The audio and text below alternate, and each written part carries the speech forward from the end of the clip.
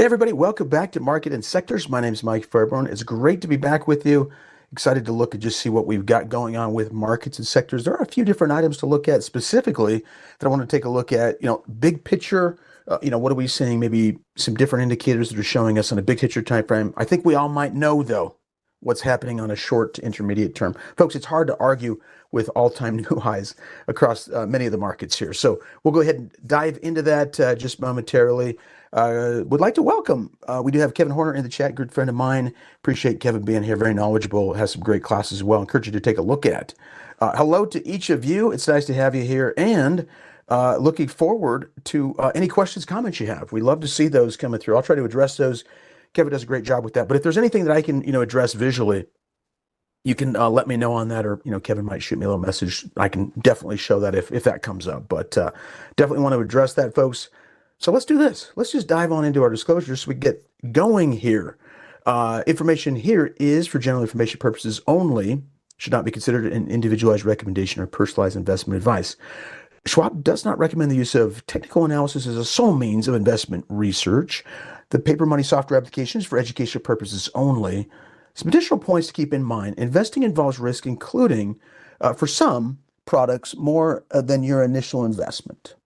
Okay. And a quick note on futures. If futures options trading does involve substantial risk, sometimes we will reference those futures symbols. And those are not, futures options trading is not, does involve substantial risk. It's not simple for all investors. And a couple more points there on futures on that slide. Finally, here, wanted to state that past performance is no guarantee of future results or success. And lastly, historical data should not be used alone when making investment decisions. The stacks is not a tradable index. The stack should not be used as an indicator or predictor of future client trading volume or financial performance for Schwab. That is the Schwab Stacks Index. So we'll take a look at that too as a refresher. We're waiting for some data to come out that we normally will get towards the end of the month. We have not received that yet, but it could be like any day, as in like it could be today is what I'm anticipating possibly on the stacks there. So we'll see about that. In fact, let me do this real quick. I'm going to try to, there we go. It does move. I got it to move. Outstanding. Okay. Well, let's do this first and foremost. In fact, what I'm going to do initially is we're going to start off with just a clean screen of, oh, that's not a clean screen. That's not the one I was thinking about right there. Wow. I've learned this too. Let me just go back to that. I've learned that if you have enough lines on your screen, it's hard to be wrong, okay? Because there's always going to be a line that shows something. We're not going to do that, but that is a risk of having too many lines on the screen. I mean, there's support and resistance everywhere. Oh, I know why it bounced. There was a line there. It bounced here, bounced there. That will happen. We're not getting that on the S&P 500. As a matter of fact, it's just quite the opposite. When you get an all-time high, which I think we got to on the NASDAQ today again. Did we? We did. We did. Okay, I've been prepping for this a little bit, so I wasn't quite sure if, well, I guess I could assume that we would have held that range over the day, but there you go. The day's not done, of course, but a sharp break on the NASDAQ. I want to look at some of the sectors here because there was a little bit of a, I don't want to say a giveaway, but some leading indications that the NASDAQ was showing some additional strength. We'll hit that right after our market review. But getting back to the SPX real quick. Folks, we talked about a reversion line, right? A reversion to the mean, which is sometimes that line that represents this point in time right here. We've looked at linear regression. We've talked about different probabilities. Well, how do they state it? Standard deviations of moves outside of the mean. We've put on the mean before. I'm going to do it again as well. This time I'm going to use a linear regression 50%, not the full stretch right there. Regular channel regression 50 right there, which is going to give us those standard deviations. And I want you to focus in on that top line there. You can see that I've kind of gotten close. It's not exact. I know it's not exact, but we did get close to our mean. And the reversion to the mean is pulling back to the yellow line from a high level. That's the main line, the midline, right? The main linear regression line. If you're off the bottom, the regression to the mean is to come back up to the mean. Now, sometimes you'll get this, but every once in a while, you'll skip that upper channel, right? That standard deviation, which I think is just one standard deviation. Can I draw that? Oh, not quite. on a parallel basis. But what will happen sometimes is you will get these ranges from here to here that will be approximately the same measured move. And so you can skip up and go higher. But what generally happens with the linear regression line, when we do not have an indication of resistance like you're seeing up top here, we'll just choose yellow here real quick to highlight that. Goes pretty well against the black. But here, through here, we're very, very close to that line. And even here, I mean, we came close to that upper channel again here. When you don't have resistance, because it is an all-time new high, sometimes these additional regression points can be very, very effective and helpful. Now, there are other ways to do it too. There are other ways to draw that line, but they can still represent, you guessed it, I mean, a form of resistance as you are getting into all-time new highs. And that can be helpful when we have such incredibly short-term plus potentially here. I mean, it's on a longer term upward trend, but we got to say short term up, and I would say short term and intermediate term type strength, right? We've been really making higher highs and higher lows over an extended period of time. Now, having said that, a quick note too, if you don't want to use a linear regression line, just use what the market's been giving you, which can be very, very effective too. Just like I kind of eyeballed the mean range, the middle range here, do this. Keep the lines somewhat parallel. You'll find out that a lot of times they will be parallel. I've just gone down to my drawing tools right down here. I've clicked on the line. I'm going to draw right off the bottom here. Look at that. So you're touching right off that touch point. So this is even closer than the linear regression line right there, there, and there. We know that seasonality, which we look at in this class, does suggest maybe a little bit of a wiggle to the upside if it does happen. And that's a big if, right? We have to balance that out with what other years and seasonality have done. But let's just take a look at that with our additional line on the top of the chart here so that we can get a gauge as to where or what seasonality could do over this time frame. You can see it's right up to that point, which we've been at a few times. Now, like I said, we could skip. The strength is so strong, we could skip and run higher here.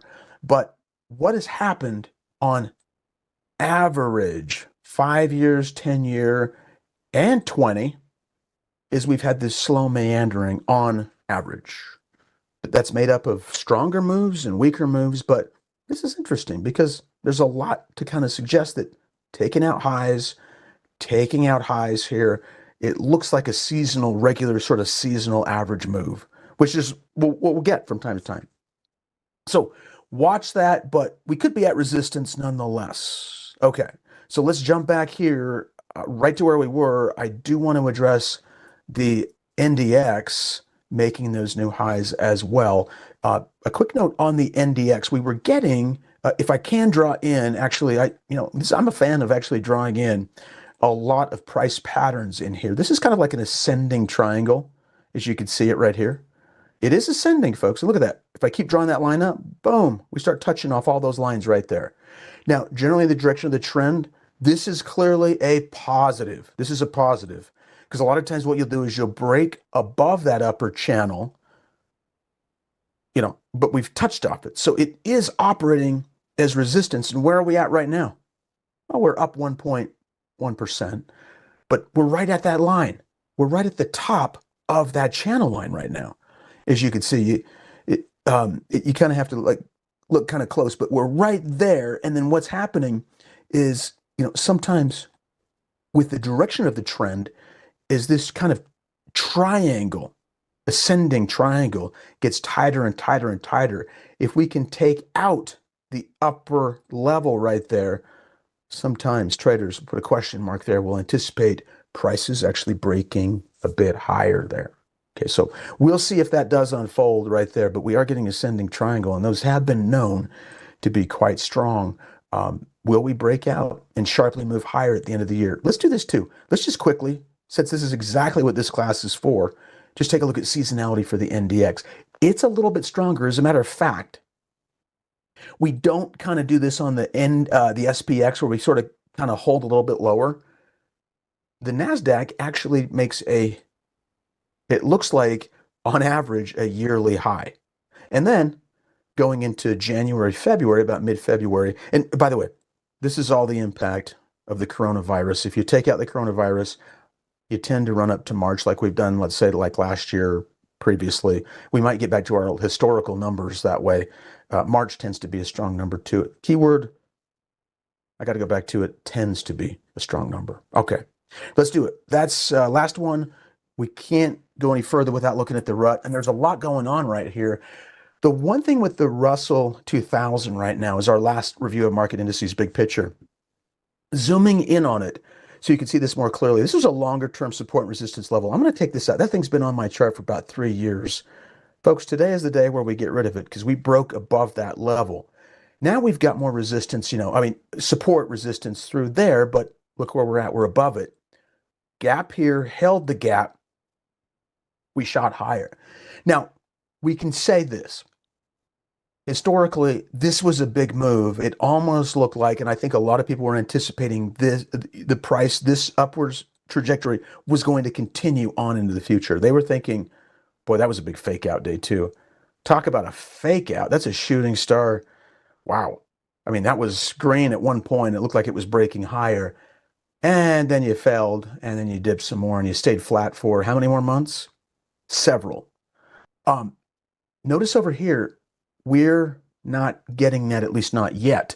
Here is the same sort of strength of the move with the Russell right there. You see it? Very strong, breaking out of a range, pulling back, but now we are effectively holding the prior high. Now, this traditionally has been seen as a real positive from a technical perspective. Of course, it could do anything, but if you can hold that high and then start to just shimmy on up, did I just say shimmy? Shimmy, or at least start to move higher. We don't know if we'll get that. That kind of says that, this could be the pull of the flag and there could be a measurement on up. We just haven't seen this in the Russell for a long time. I've not seen that. We haven't seen this move. In fact, I'll go back to a 2-year. I mean, none of this through here, right? Just none of this. It was just all really kind of sideways. You got the big spikes, but then you pull back. But here we are jumping up and now going flat around 2,400. There you go. So will it move? That's a good, it could be an interesting one to watch. Now, remember, with the Russell 2000, you might want to be looking at a number of different companies that could lead the market higher. When the Russell's stronger, it tends to be a leader on both ends. When we're going up, it leads. When it drops, we lead as well to the downside. But right now, we're really seeing some strength. And this is kind of something that, if you've been in this class, we've sort of been anticipating for a while, haven't we? With seasonality. We've really expected this because we've talked about it quite a bit. And you can see, I know we did a brief review of seasonality on the rut, but it's very, very similar to the SPX and the ES. Put this in right here. SPX, excuse me, not ES, but NDX. They all kind of had a very similar, on average, bottom towards October with a rally to the upside. But you'll notice over here, and I wanted to point this out because seasonality does, it shows like with the Russell, I mean, that's like a sharper momentum move, right, than the other two. And then when you start over in January, a little bit dip in February, but a pretty strong follow through, at least to mid-February. And again, keep in mind, coronavirus was so intense in terms of the pullback, it really jacked up a lot of our seasonality features. And so a lot of times that can be mid-March on average. If you take out that's what you normally see. But that has been quite a move historically. We'll see if that unfolds. Okay, so hopefully that gives you a sense of different areas. What I tend to do, and I've sent this out in just over here too, just in a tweet. I've just kind of like highlighted, for example, where are we here? Right through. Well, anyways, there are some other areas you could take a look at, but I did take a look at, let's say, for example, the Russell breaking over a range, and just looking at the top 10 stocks within that Russell that have been moving, because those are actually breaking out, and there's some interesting, kind of flag patterns there as well. You could do something like that too, as a quick note, just by going to the Market Watch tab, going over here, and just going to the Russell. This is a lot of stocks, by the way, 2,000 to be exact. But you could come over here and just say, there's your Russell 2000 right there as it stands. And then just simply going over to it and just saying like the percent changes. I put them on the week. I've got too many custom expressions open right there. Whoa, that was down a little bit. But then just coming in here and finding it too. So there are some tools to find those too quickly, but I did send a tweet out for that. Anyhow, okay, well, there we go. That is an overview of the markets, a little bit longer one today, because there are some interesting things to consider. Now, before we dive into further, I had a key discussion too on some of the longer term scenario, kind of some longer term indicators outside of the short and intermediate term, but I did send out a tweet on this as well, just our sector grid. And what I mentioned in it was that if you're looking for strength in terms of potential momentum continuing, right here, consumer discretionary. It's so much easier to see on this particular graph off of the black background. You'll notice over here, discretionaries. What are you seeing? You're seeing blue candles in here. We're seeing a lot of gray, some gray. There were only 3 I highlighted in there right here. Looking for potential momentum, a lot of times just drilling down just one layer deeper into the sector can be pretty effective. What do we see here with infotech? I'm seeing some of the blue or turquoise, whatever we want to call that. You can see it right there pretty clearly, right? Anytime, by the way, you want to zoom in on these, just right click, go to maximize sell. There you go. In total contrast to, let's say, 8 of the other sectors, you've got 3 up out of the 11. If I go one more to the right, you get the next one, communication services. That's what's leading the way. And where a lot of times you see the short-term strength is where you may see that strength continue even on an intermediate-term basis. So consider those 3, or just this general approach, I should say, for current short-term strength. That's what you're looking for. Now, I know some people, by the way, this is the SPX, right? So this is the collection of it, but these 3 are really helping, let's say, for example, the SPX move up. It's not to mention, I mean, when we think about tech and communication services, I'm definitely thinking the NDX, the NASDAQ, the tech-heavy NASDAQ as well. So just a super quick way to get a sense of what might be looking interesting. But by the way, that doesn't mean that like some of these, for example, what do we have? Up top here, industrials. Well, it's kind of in a sideways range right there, just kind of going sideways. Okay, there you go. So utilize this. If you don't have this, again, let me just go ahead and share this. So let's see, share this grid. Yeah, I'll put it into the chat right here. It is not a script. All we're simply doing is we're just tying this in together. Let's see, is that it? Let me make sure. Yeah, I think that was it. Do that one more time. Okay, there you go, into the chat. All right, so let's go ahead and hit, okay, yeah, so good point brought up. Beauty says, hey, is consumer discretionary rising primarily because of Tesla? Break it down, find out exactly what's in there and see if that makes sense. Let's look at these 3 real quick: consumer discretionary, infotech, and communication services. Now, before we dive into that, let's just do this one thing. Can you see from each one of these? It's kind of scrunched up a little bit, but I'm just going to go ahead and just highlight this again. Maximize sell. It's been up for about a week, correct? Kind of about 5 days. From the 5-day bottom to this range, about a week. At least a week in there. The discretionary, maybe 4 days or so, but still, we're getting close to the week time frame. The reason why I'm showing you this is because we want to see within these groups what has been moving over a weekly time frame. Key point. Okay, so we go to our scan tab here. Let's take this out, and what we're going to do is we're just going to scan in the S&P 500 to pull this data up, because it's right here at our fingertips. So just S&P scan. So remember, we're in the stock hacker right now to do this. So you've got to be in the scan tab, sub-tab stock hacker, scan in S&P, and then we're going to put the industry right in here right now. Got to take that off to do it though. There we go. So here's our industry. So right at the bottom, industry, and I think you were mentioning communication services, or we can look at all, let's look at a couple of these. So here's communication services initially. How many communication services companies are within that index that are in the S&P 500 that we're looking at right here? How many? Scan tab does that filtering process for us. Let's hit the scan tab. You got 22 out of that group. Now, I've got that weekly 1 week percent number right there. And it's in colored, so it's easy to kind of pick up on, but that is what's been moving it right there. So now we're breaking it down to the stocks that have been moving the sector. And these are the ones. I mean, it hasn't been Verizon down here at that's a minus 4.23. It's been like Meta over the past week and these others. Let me quickly do this. I'm going to right click here. Let's share this. I think many of you already have it. This is the 1 week script. Now, the scripts aren't guaranteed for timeliness or accuracy, but I can share this with you now. And there we go.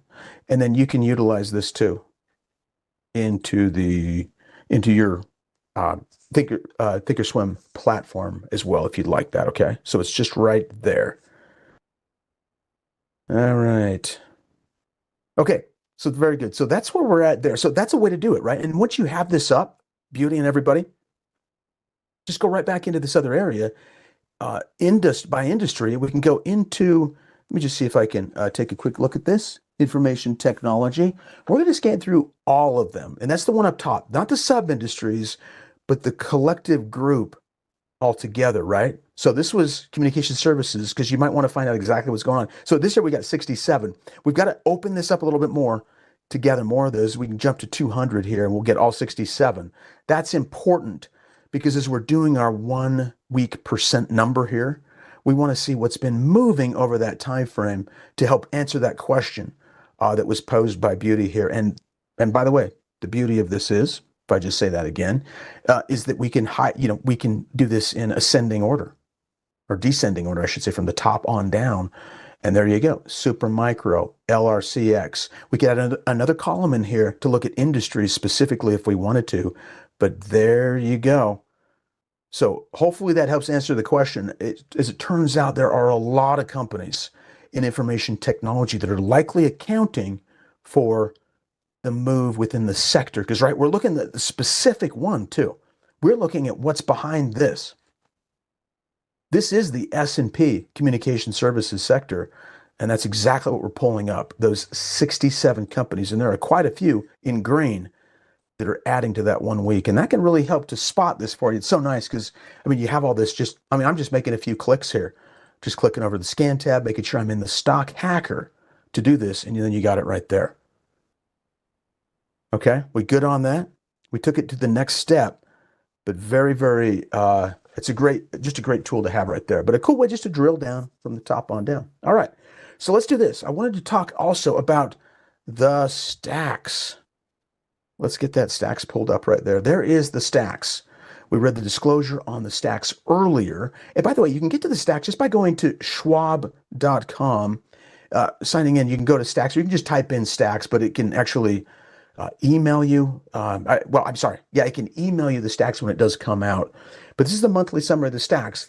And again, just a quick reminder, because you haven't seen it, the reason why I'm going through it is because normally we get that data updated right towards the beginning of the next month. And so I was expecting to have November in here. You can see that we don't have it. I'll just go ahead and refresh it. It is likely going to come out either today or tomorrow. That's why I wanted to bring it up. It's normally just in the first few days of the beginning of the next month. But a quick reminder on the stacks, and you can see the stacks clearly off of prior highs here. I mean, this is the S&P 500, but yet, interesting, stacks actually broke a new low down here. So you can read about the stacks. We'll just quickly review it again and highlight it. There's a lot of good data in here that talk about the stacks. Maybe we can look at it in more detail next week when we're likely to have a full explanation of it. But you go to the very bottom. Oh, by the way, quick note, you can put your name, email address. Just keep scrolling down. That's where you'll find this. But if you go down further, you can just say, what is the Schwab Trading Activity Index? Proprietary behavior-based index that is designed to indicate the sentiment of individual investors' portfolios by measuring what investors have actually been doing. Key point. What have they been doing? What were they doing? Not saying, not writing about, but actually doing, and how were they positioned? So this implies what they were doing, trading, and this implies actual, positions. So you're getting that. There's some additional information in here. I'll let you read that.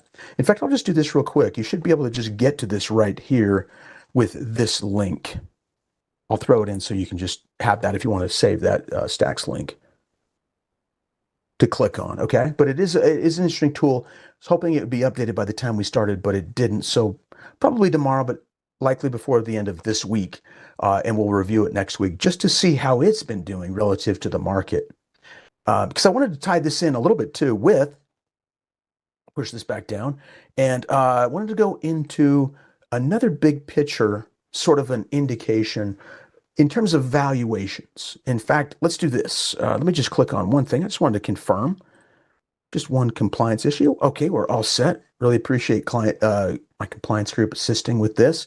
But I just wanted to go over here and click on the Shiller. This is the Shiller, and let's explain what that Shiller is, the Shiller PE ratio. I'm just going to quickly just highlight this. It's just the Shiller that you can do like a, well, you can probably just see it from here anyways.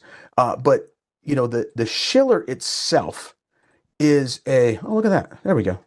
I don't know if there's another way to zoom in on that, but there you've got it right there. The Shiller it's a calculation. It's done by an economist by the name of Robert Shiller. And what Robert Shiller has done is he's computed the current price of the S&P 500 by the average inflation adjusted earnings. So it's a lot of words there, but it's an average inflation adjusted earnings of the previous 10 years. Now that's different from your other sort of PE ratios.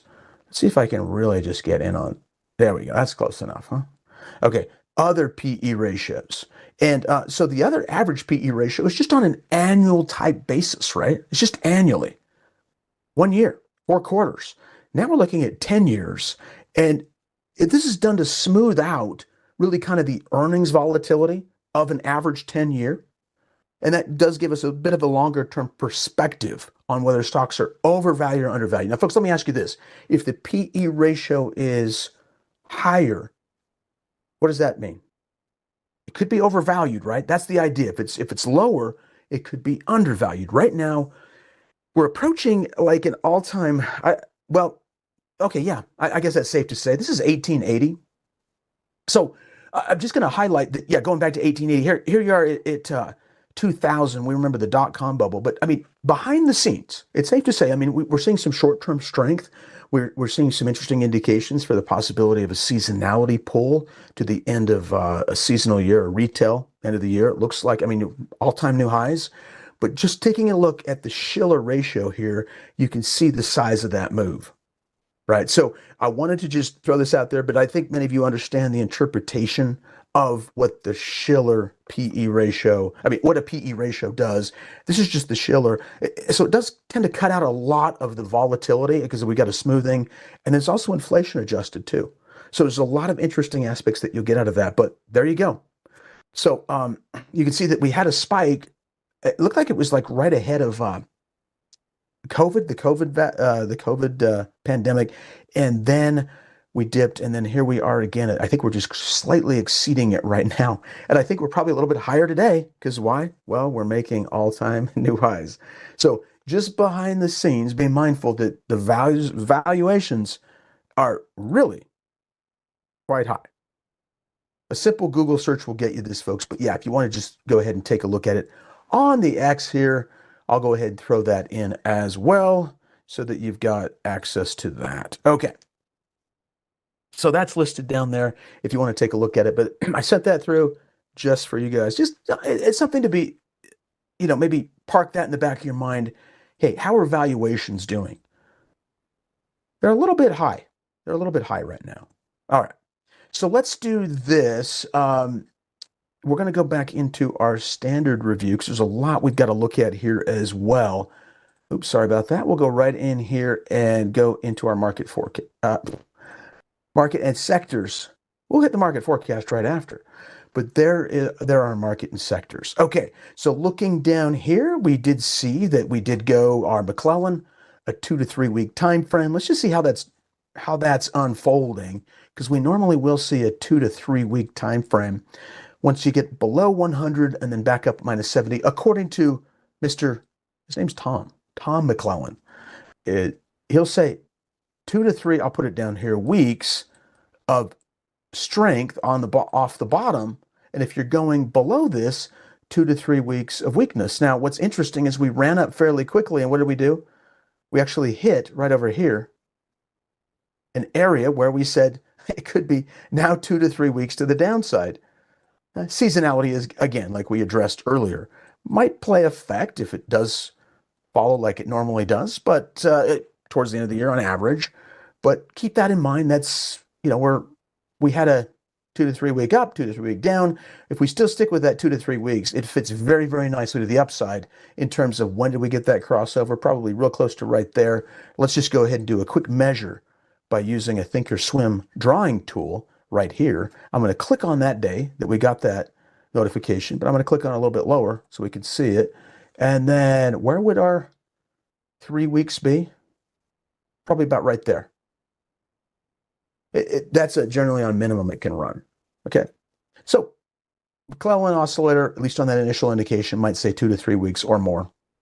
It's interesting because a lot of times we do run towards the end of the year on average, but might not be an average year at the end. We shall see. There are some other positive indications too on a shorter to intermediate term basis, and that is advanced decline line holding right up at these high levels. So we're going to have a fair number of advancers in that group collectively, right? McClellan oscillator, the summation index has been moving up. We flattened out a little bit lately as we've touched off our upper historical channel of resistance. We'll see if we break higher. If we break higher, well, it's likely that the summation will also break higher with it. Looking at the NYSE, in just a second, SPXEW. Okay, so are we getting a new high on the equal weighted index? If we take each one of these, let's go to our visualize. Each one of these boxes, because it is market cap weighted, S&P 500, NVIDIA's highly weighted, Apple, all the big ones, right? You can see their symbols here. But if we make them all the size of, let's just say, a Home Depot, everything on here the size of a Home Depot, roughly, well, the breadth isn't quite there, is it? It's coming down a little bit. Interesting. Market's making new highs, a little bit of weakness in the breadth. Keep an eye on it. We want to keep an eye on it. The trend is still clearly strong, but eventually this is how it can start when breadth starts to weaken, breadth of the market. And that is, you may begin to get lower lows and lower highs. And that's when our indication will be triggered, right? That's when we see a trigger. We're saying, okay, now there's a trend, a possible trend. That's not here yet at all. In fact, this is still clearly positive, but it's diverging from the broader market a little bit. So more weight into a smaller group of companies is what this tells us. The NYSE, looking at about 2,800 companies now, a larger basket, oscillator holding up about the same. No omen spikes in terms of the Hindenburg omen, representing a number of 52-week new lows and 52-week new highs. We probably won't see much over here on our weekly chart either at all, right? So pretty steady over here. No signs of weakness, so steady as she goes there. Very, very clear. Okay, continue on. Okay, we dipped back down quite a bit. There's just a lot less new highs in the NYSE.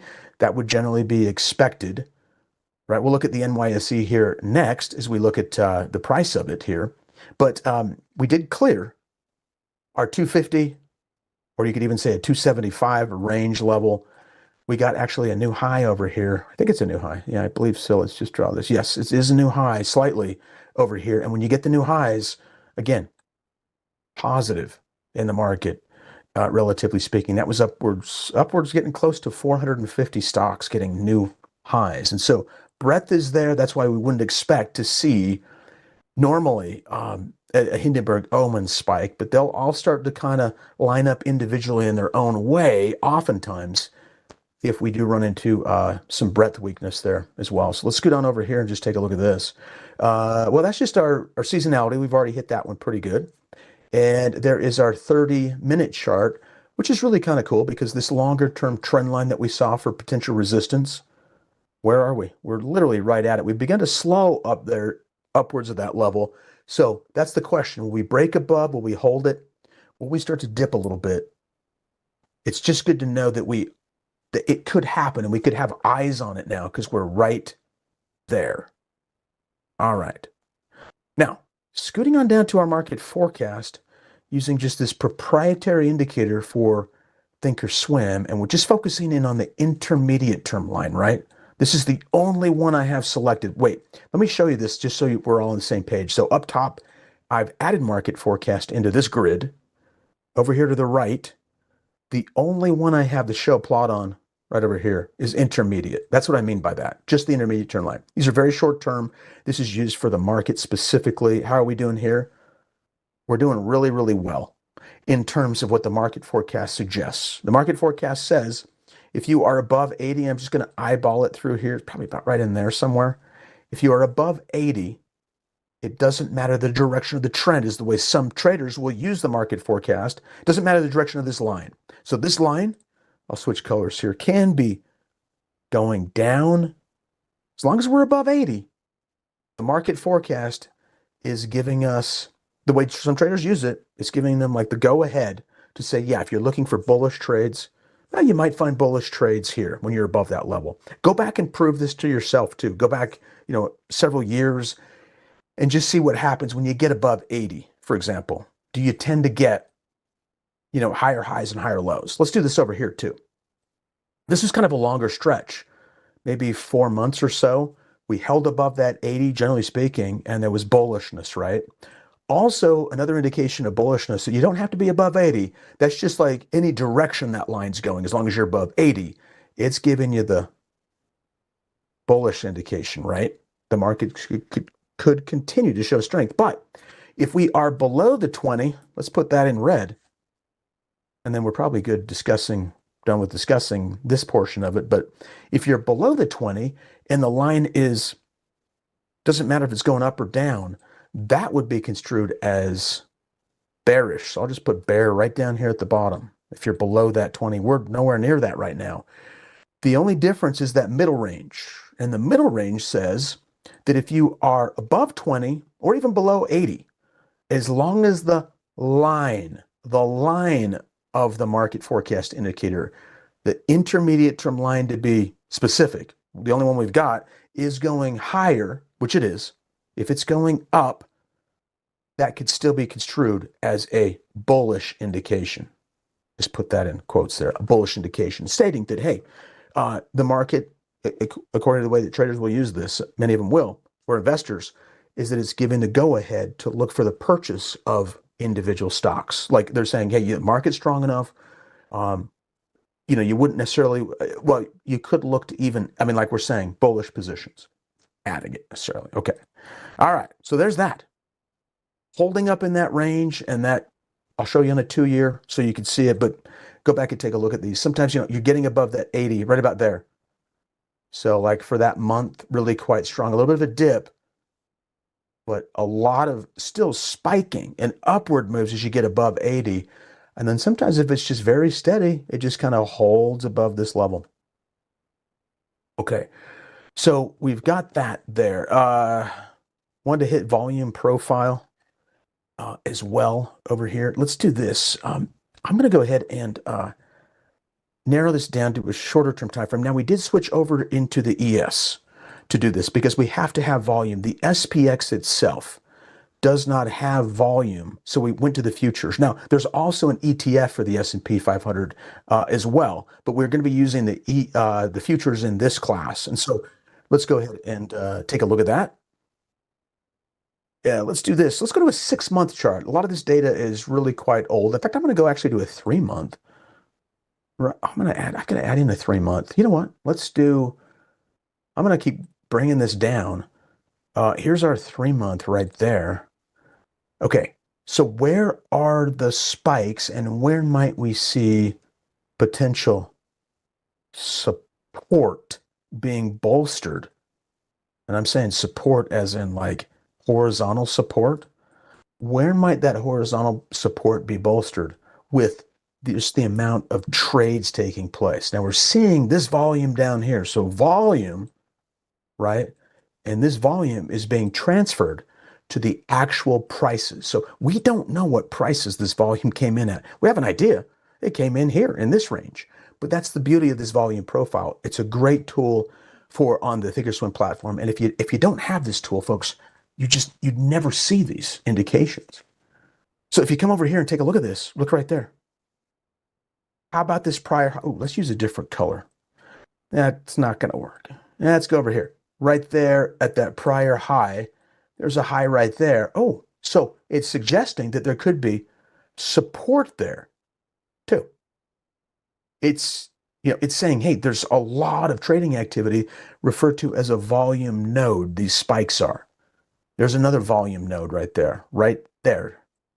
When it dips, prices can move actually quite fast. So in fact, if we were to dip below this level, I'll put it in red, we could move quick because there's just a lot fewer trades that have been placed in this general range right there. Oh, that's my mouse sliding off the pad right there. There you go. So right in that range. Okay. It could slip quicker. And that's why that's so helpful. What do we have up top? By using looking at the exact same way. Folks, how much volume profile do you have right here? We got 0. These are all-time new highs. We've never had volume here, which means that sometimes these moves to the upside can move really quite fast. And will we get that towards the end of the year? Short term, there has been some strength, right? The trend has been strong. We saw that ascending triangle on the verge of breaking out. If it does break out on the NDX, just a quick review of that. Let's just see how our volume profile, let's see, the NQ would show this. We're using the futures over here. Well, we had this is a 3-month, but remember, we had the ascending triangle right up towards that top right there. And we had one off the bottom right there. And so, if it breaks out here, we do not have volume and it could move quick. It remains to be seen, right? There's a lot that could be going on, but that's just an indication that the volume profile itself could give us. Folks, if you like this kind of content, do me a favor and just hit that subscribe button. So easy to do in the bottom right-hand corner of the screen. Love to have you on board. I look today, we have over 125,000 subscribers, more than that. We've been adding them, and we just love you to be able to see and have access to this content as it comes up. If you like today's presentation, I really appreciate it too. If you'd hit that like button, giving me that feedback, just let me know that kind of information as well. I don't know if we had a let's see, a survey today, but maybe not. But okay, thank you. Yeah, so no survey today, but I love this class. It's a lot of fun. Really appreciate the feedback being here. Thank you so much for my manager coming in, Brett Crowther, and helping out in the chat today. So thanks so much for that. Before we're done, last one that we generally will finish up with is, how is that MACD2 line doing? How are we doing with the MACD2 line on a weekly basis? Well, we've got the crossover here that's occurred, and we've been seeing strength from that crossover didn't mean to slide off, but it was right about in that range here that it trended higher. And with that too, lastly, there is our 13 week moving average, and we're holding above that range as well. So real question, what do we see here? Really, folks, I think it's safe to say through our discussion today, as we just kind of wrap this up right now, the general theme could be, short to intermediate term, still showing, strength, higher highs, higher lows, difficult to argue with all-time new highs, but be mindful of the Shiller that we talked about and some of the other indications out there as they do come up. We'll talk about the stacks next week, folks, but it's great to be with you today. Have a good rest of the day.